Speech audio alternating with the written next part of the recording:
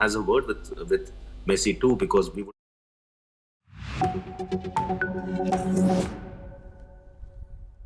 Hello and welcome. I'm Thomas Porteous and you're watching The World Report on NewsX World.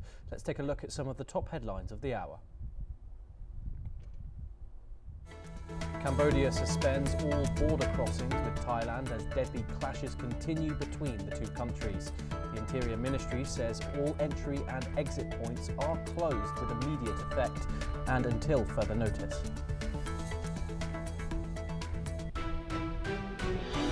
Palestinian media says 3 people are killed in an Israeli airstrike targeting a vehicle in western Gaza City. An Israeli official says the strike targets a prominent Hamas figure, though the military has not formally commented. More than 1 million Ukrainian households are left without electricity after overnight Russian strikes hit energy and industrial infrastructure across 5 regions. The attack comes as Russia intensifies winter strikes and a US envoy prepares to hold fresh talks in Europe on ending the war. Devastating floods and landslides in Indonesia kill more than 1,000 people, with the worst damage in Sumatra, rescuers say. Authorities report 1,003 people dead and over 200 missing as emergency teams struggle to reach affected areas. The United States is lifting sanctions on Belarusian potash after talks in Minsk between a US envoy and President Alexander Lukashenko, state media has reported. The move comes as Washington seeks broader engagement with Belarus, a key ally of Russia, with no details yet on what Belarus offers in return. 2 people are killed and others injured after a Ukrainian drone strikes a residential building in the Russian city of Saratov. The governor says the overnight attack caused casualties and damage, with no immediate details on the extent of the injuries. Over the border, Ukraine says Russia uses drones and missiles to strike 2 ports, damaging 3 Turkish-owned vessels, including a ship carrying food supplies. The attack follows Moscow's pledge to retaliate for Kiev's maritime drone strikes on Russian tankers. The Philippine Coast Guard says 3 Filipino fishermen are wounded and 2 boats damaged after Chinese Coast Guard ships fire water cannons at a disputed South China Sea shoal. Officials say multiple Filipino vessels are blocked and anchor lines cut near the Sabrina shoal, putting crews at risk.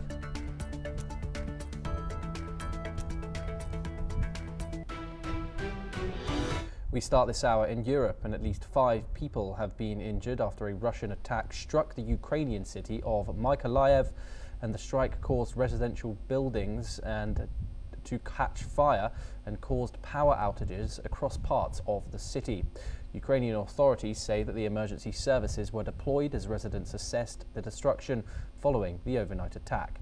The incident underscores the ongoing risk to the region's civilian population and the need for continued international efforts to monitor the situation and provide humanitarian support to those affected, as well as to restore critical infrastructure in the city.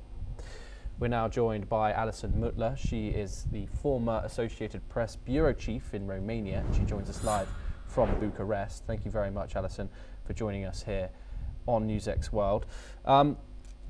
What can you tell us about today's strikes? Of course, there has been cross-border strikes on both sides, with 2 people reportedly killed in the Russian city of Saratov, and of course these huge strikes by the Russians on Ukrainian infrastructure, in which some say over 1 million people are left without power. What more can you tell us about the developments on the ground today? What's clear is the strikes, which were overnight, are designed to punish Ukrainian civilians, inflict as much pain and damage and destruction as possible. Twofold: one, to lower their morale, and secondly, to get an advantage in negotiations, particularly with America, to say, look, we're winning the war, we're causing a lot of destruction, and unless you agree to our terms, this is Russia, then we will continue all this devastation and damage and destruction. So it's psychological as well as actual military strikes Russia is showing that it's definitely in the war, and unless there is a peace settlement on its terms, then it will continue to its strikes and its attacks, and not just on strategic or energy centers, but or facilities, but on civilians. And the idea is to undermine the morale of the Ukrainians, who will be so sick of it, they will want a peace deal at any price. So it is a deliberate escalation from Russia, and it didn't start last night. It's been going on for weeks, but it's continuing unabated. And what makes it, I suppose, more painful at the moment is winter. Winter is there, so people really need their heat on. It's not like the summer when it's okay not to have electricity and heat for a few hours. Now they really need, the days are short, and their apartments, their homes are cold, so they really are feeling the pain at the moment, and that is what Russia is aiming to do. Of course, this isn't the front line, Alison. This is these ongoing cross-border aerial strikes that have been going to and fro for months now. What is the humanitarian impact? How is civilian life affected by this? And especially, as you said, as winter is approaching, this enhances that, correct? Yes, it definitely does. I mean, it's I'm in Romania. This is further north, so it's colder. Probably the first snows have already come. The days, it gets dark at about 4 o'clock. And so you have long nights, and so you really need electricity, and you need heat as well. And it's not just a war against Ukraine militarily, but it's also against the civilian population, and that is what Russia is trying to do. Now Ukraine is striking back, and it does have weapons, but it needs more weapons, and it's striking strategic energy facilities, not aiming at civilian populations, which the Russians are doing. But as you said, it's not on the eastern line. I mean, Odessa is deep in the south, it's on the Black Sea, and Mykolaiv is also in the area. So I think Russia is trying to show this is not just a war against eastern Ukraine, where we have the Russian-speaking population, but it's also, for us, the Black Sea is a key strategic area, and we will strike there. And of course, striking the Black Sea brings them closer to the NATO members, which is Romania, Bulgaria, and also Turkey. So Russia is showing that it is a all-out, it's not an all-out war, because they're not generally not striking Western Ukraine, but it is a ring of the east and the south, particularly the strategic, and the last attacks, the strategic Black Sea region, where there's been a lot of fighting going on over the war. Yes, indeed, Alison. Do stay with us as we have further updates coming out of Ukraine this time, where the southern port city of Odessa and the surrounding region also suffered major blackouts after a large overnight Russian attack on the power grid that left more than 1 million households without power. According to the Ukrainian President Volodymyr Zelensky, Russia had attacked Ukraine with more than 450 drones and 30 missiles. Ukraine's power grid operator says that a significant number of households were without power in the southern regions of Odessa and Mykolaiv, and that the Ukrainian-controlled part of the frontline Kherson region was totally without power.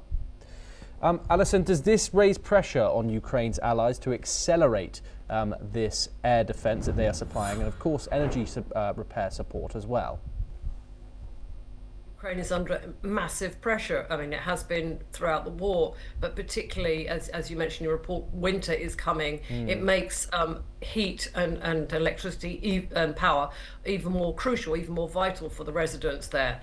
And of course, Ukraine's allies, particularly in Europe, can see this situation. So it does put pressure on them to supply vital air reinforcements so that Ukraine can attack Russia back, particularly their energy facilities and their infrastructure, which is what they've been doing. So yes, I think this renewed Russian offensive, which we've seen in the last few weeks, and it hasn't abated, we're in the middle of December almost now, will prompt Ukraine's allies, who are very concerned indeed, particularly with the flip-flops by Donald Trump, that they will encourage them to provide reinforcements and weapons if they can.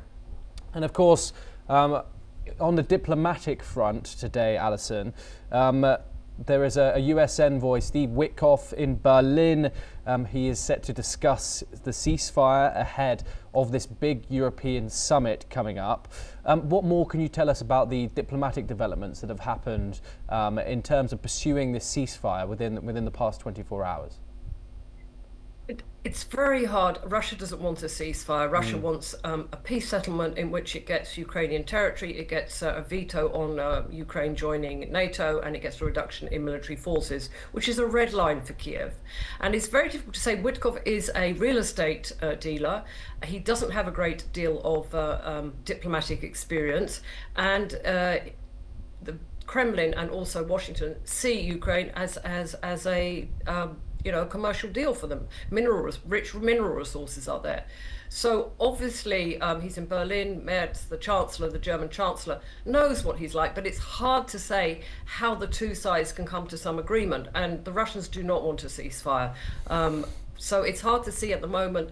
There are efforts on both sides, and I understand Donald Trump is getting very frustrated with this. He prefers simple solutions and quick solutions, and there hasn't been one. This war has gone on for almost 4 years now. It's the worst hostilities in Europe since Second World War. It's hard to see how the two sides can come together, but you never know. There can always be diplomatic surprises. And of course, what about this divided front, seemingly divided front between the United States and Europe when it comes to discussing this formerly 20-point plan and now 28-point plan, with some of these terms looking towards favouring Moscow. What are your thoughts on the division between the United States and Europe's approach to this war at this current moment? I think that the growing divide between the United States and Europe, as we've seen over the past few weeks, complicates matters. I mean, Russia is the bigger country here, and it attacked Ukraine. Ukraine, however valiantly it's fought back, is the smaller partner here. And as Donald Trump has always, underlined to Zelensky and the world. But the growing divide makes things more complicated. It means that should there be a peace deal at some point, then Ukraine, I think, will have to make some concessions.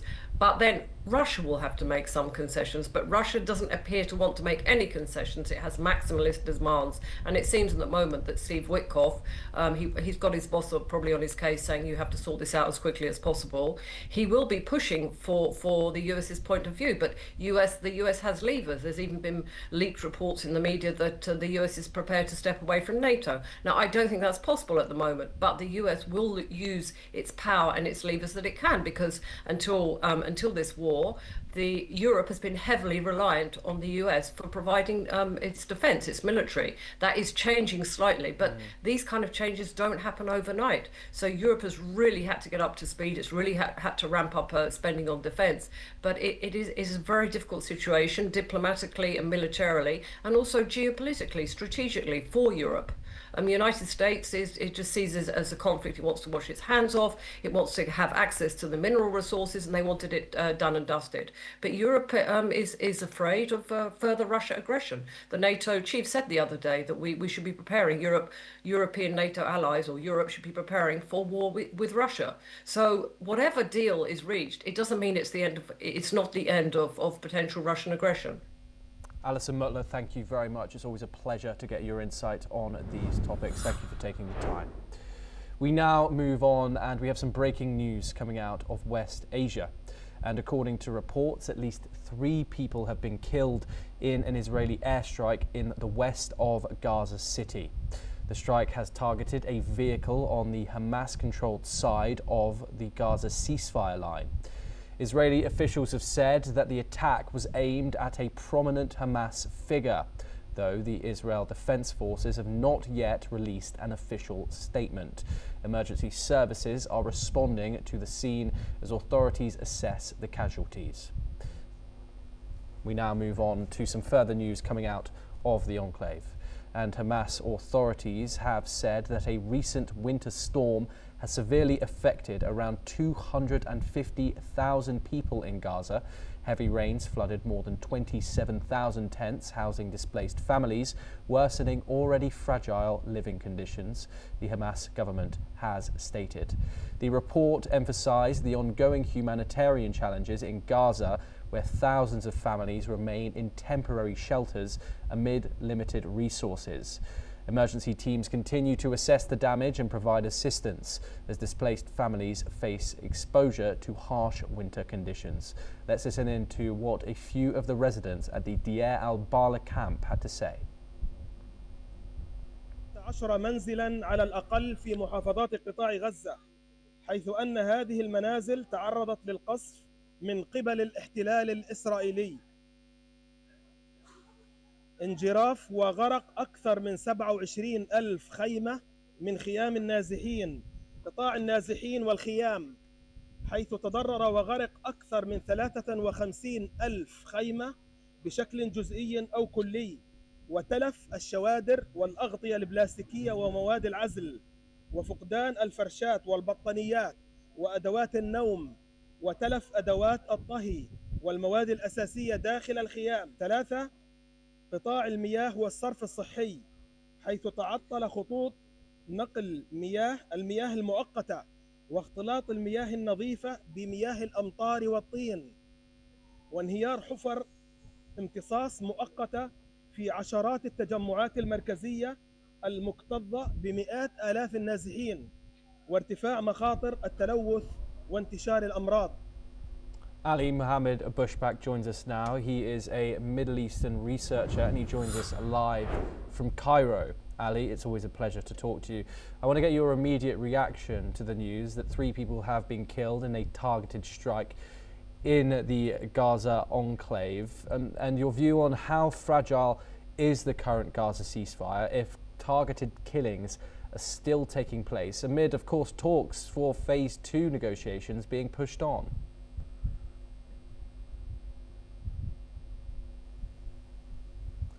Ali, can you hear me?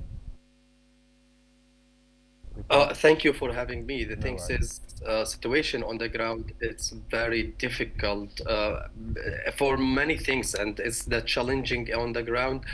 It's showing that, or seems that, the second phase of negotiation between Hamas and Israel, it will be more difficult and tough. Phase more than the first phase.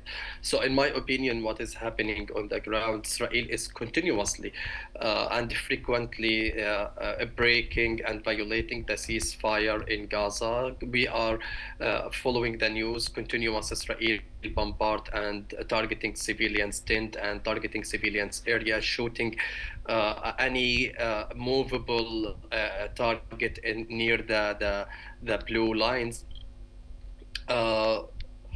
So the things is more incredible what is happening also today and this week, as because of the winter and harsh winter in the coastal Gaza, because it's Gaza Strip, it's a coastal area and it's a Mediterranean weather. So the winter is so harsh. What is happening? Israel doesn't allow for mobile home or mobile caravan to enter Gaza since the day 1 of the ceasefire, while the human rights organization used to urge for enter such kind of equipment and to the displaced civilians. We are talking about more than 1 million civilians have been displaced from north part of Gaza to south part of Gaza. They are living in tent in very miserable condition, and we have seen the footage and we have seen the image how much they are suffering from the winter and the rain, which that make it their life more difficult and a pathetic situation. Several of civilians have been killed because of the war, because of the cold, and because they don't have any kind of roof or any kind of shelter except the tent. So the tent entered the house and the rain entered the house and the tent of the civilians in Gaza, make it the situation very long time, except a few and limited limited tracks to enter to Gaza, and there is no any kind of heater because there is no power. That's make it a humanitarian situation on the ground more miserable. Several civilians are suffering from the cold. Yeah, and of course, the Gaza Strip is reeling from Storm Byron, which has of course hit the Gaza Strip particularly hard, with 14 people having died in just the past 24 hours.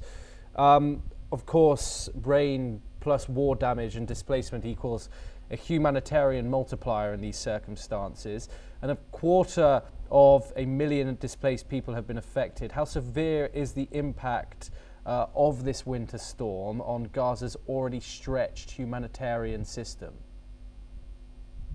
So first of all, it's worth mentioning that there is no infrastructure in Gaza. So that's if it's rain happened, that all the area it will get flooded, or the people are suffering. So about the if we want to talk about the humanitarian situation, it's completely miserable and completely damaged.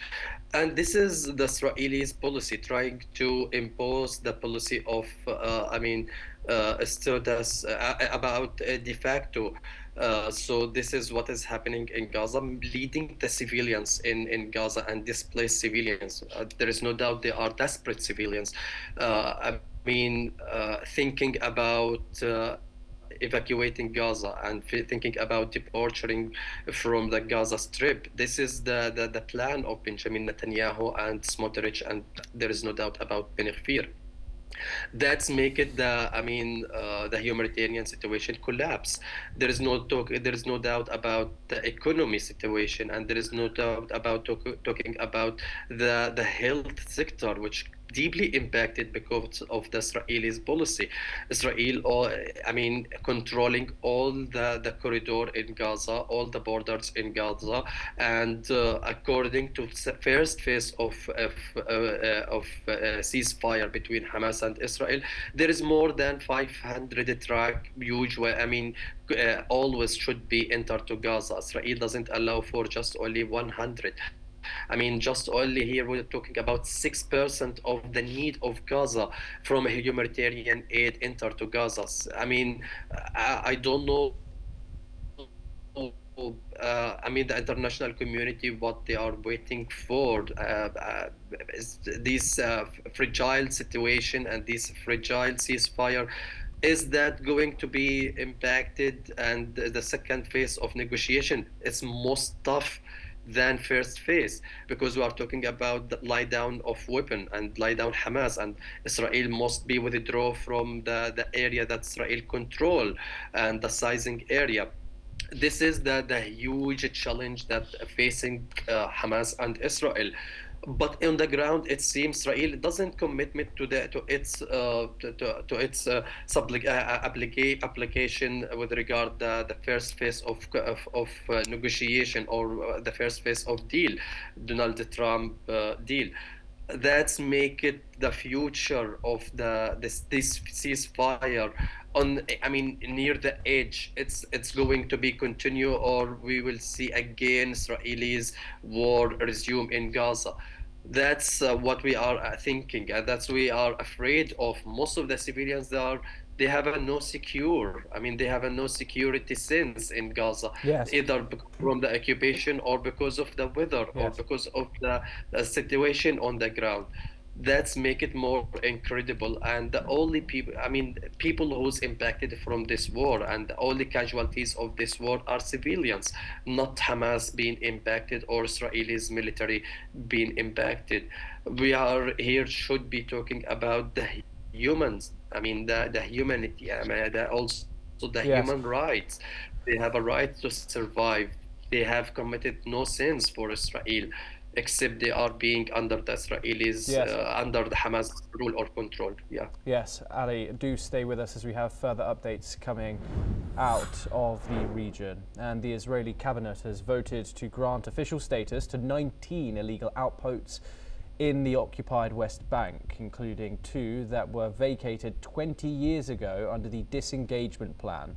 According to media reports, the unanimous vote was based on a proposal by Defense Minister Israel Katz and Finance Minister Bezalel Smotrich, who is also in charge of the Defense Ministry's Settlement Directorate.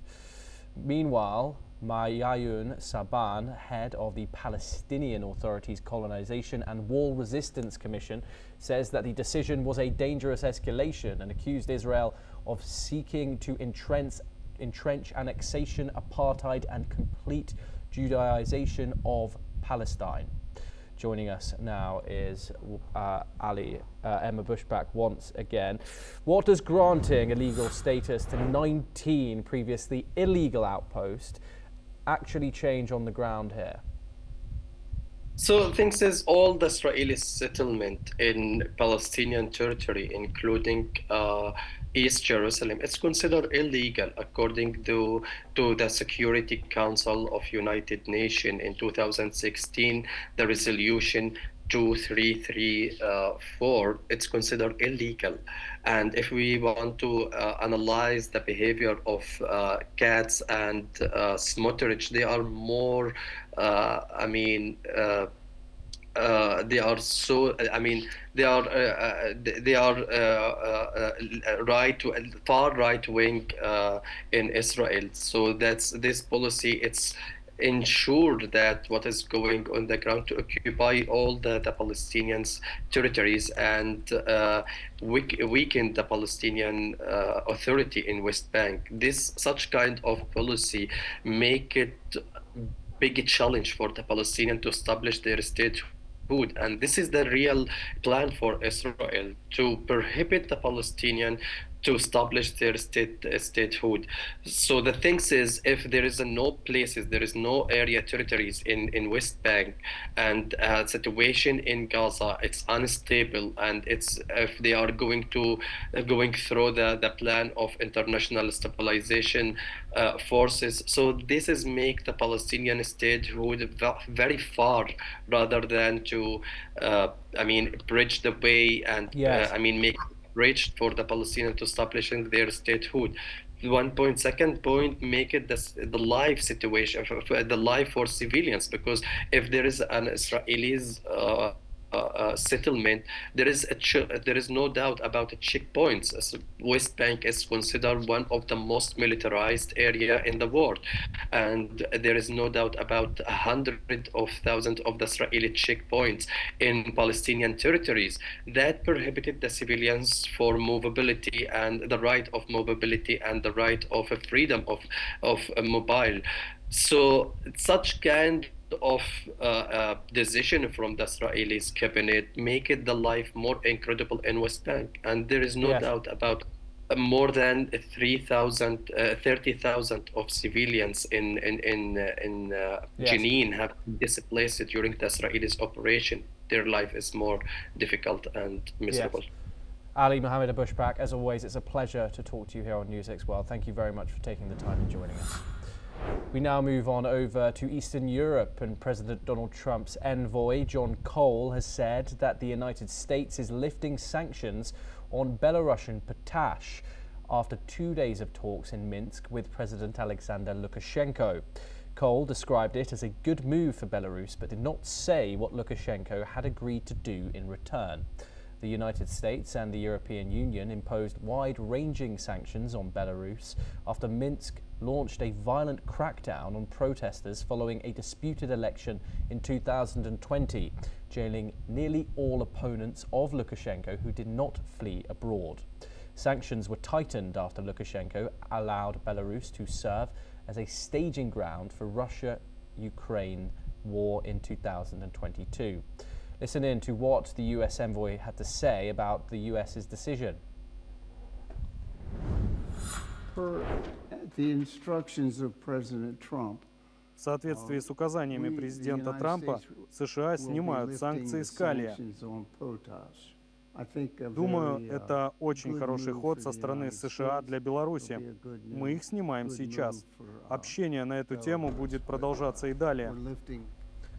We turn next to Latin America, and former Bolivian President Luis Arce Catacora has been taken to the San Pedro prison after a judge ordered that he must be held in pre-trial detention for 5 months as part of an ongoing embezzlement investigation. Arce, who left office last month, is likely to be tried for his alleged economic misconduct related to fund diversions in indigenous communities, while he was serving as an economy minister under ex-leader Evo Morales. Let's in fact listen in to the reactions coming from Arce's former political aide and his supporter. Es una persecución política, que la decisión ha sido política y que además se han excedido en lo que se pidió para él por motivos de seguridad. Es decir, han ido más allá de la petición, lo cual es ilegal, al traerlo aquí a la cárcel de San Pedro, donde se sabe perfectamente que su vida corre riesgo. Todo lo que se hace en esta vida se paga y se da la vuelta. Y aquí los que están a favor de los que están gritando a favor de Satacoras son los que han trabajado en el gobierno, también han sido beneficiados, han robado y están pagando solamente el favorcito, ahorita están gritando. Pero yo les digo, todos van a caer en este gobierno que ha salido. Tilín, Satacoras, la cárcel, esto recién empieza, van a caer todas tus colas. Acordate de eso, el pueblo... Well, that's all that we have time for this hour. Keep watching NewsX World for more international news updates.